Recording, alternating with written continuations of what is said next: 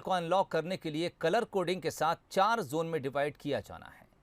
राजधानी में बीते दिनों कोविड का संक्रमण कुछ कम जरूर हुआ है, लेकिन अनलॉक के बाद संक्रमण पर काबू रखना असल चुनौती होगी। राजधानी में अनलॉक की तैयारियों में जुटा प्रशासन। किस नियम के तहत होगा अनलॉक? अनलॉक में क्या होंगी चुनौतियां? राजधानी भोपाल में अनलॉक की सुगबुगाहट तेज हो गई है, लेकिन अनलॉक किसी चुनौती से कम नहीं है और चुनौती से पार पाना भी आसान नहीं है। ऐसे में प्रशासन दिन रात अलर्ट है। हर उस व्यवस्था पर सोच विचार जारी है जो अनलॉक के दौरान लापरवाही से बचा सके, क्योंकि चैलेंज कोरोना का है जिसे किसी भी हाल में हल्के में नहीं लिया जा सकता। मध्य प्रदेश और राजधानी भोपाल में बीते 1 महीने से कोविड कर्फ्यू लगा हुआ है। कोविड कर्फ्यू के दौरान राजधानी भोपाल की जो सड़कें हैं वो सूनी नजर आई।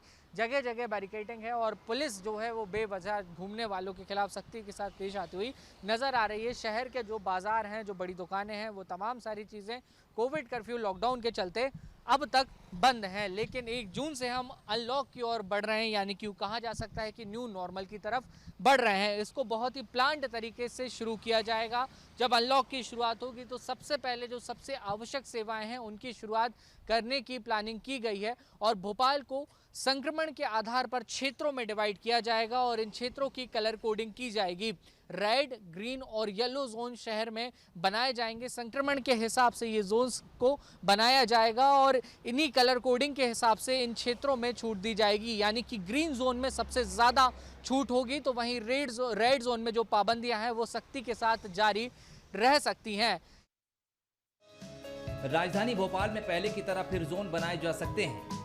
शहर को 4 जोन में बांटने की तैयारी है। जिस इलाके में 20 से ज्यादा पॉजिटिव मरीज होंगे उसे रेड, 10 से 20 मरीजों वाला इलाका ऑरेंज, 5 से 10 मरीजों वाला एरिया येलो और इससे कम मरीज जहां होंगे उस इलाके को ग्रीन जोन में रखा जाएगा। आने वाले समय में किस इलाके को कर्फ्यू में कितनी छूट मिलेगी वो भी इसी जोन के आधार पर तय होगी। अनलॉक हम कर सके इसकी प्रक्रिया जरूर बनाई है और उसी के लिए हमने अब वार्ड वाइज प्लानिंग की है। जिन वार्डों में 20 से ज़्यादा पेशेंट हैं वो रेड जोन है, जिनमें 15 से 20 तक पेशेंट हैं वो हमारे ऑरेंज जोन में आते हैं। जिन वार्ड में 5 से लेकर और 10 तक पेशेंट हैं वो हमारा येलो जोन है और जो हमारे 0 से लेकर 5 तक हैं वो हमारे ग्रीन जोन में है। तो ऐसे वार्डों की हम समीक्षा कर रहे हैं। तय ये भी होना है कि अनलॉक के पहले चरण में किसे और कितनी राहत मिलेगी। संकेत मिल रहे हैं कि फल, सब्जी, दूध, किराना, होम डिलीवरी की इजाजत मिलेगी। इसके अलावा होटल्स और रेस्टोरेंट से टेक अवे जैसी सुविधाओं को शुरू किया जा सकता है। वहीं गली मोहल्ले की दुकानें और आटा चक्कियों को खोलने की अनुमति मिल सकती है। निर्माण कार्य भी कोविड-19 प्रोटोकॉल के साथ शुरू किए जा सकेंगे। इसे लेकर Bhopal crisis management committee unlock की गाइडलाइंस तय करने में जुटी हुई है, लेकिन इन नियमों से ज्यादा ये जरूरी होगा कि आप और हम अनलॉक को किस तरह से लेते हैं। क्या हम सावधानी के साथ आगे बढ़ना चाहेंगे या फिर वही गलती दोहराई जाएगी जो कोरोना की दूसरी और भयावह लहर के लिए जिम्मेदार थी। वासु चौधरी, बंसल न्यूज, भोपाल।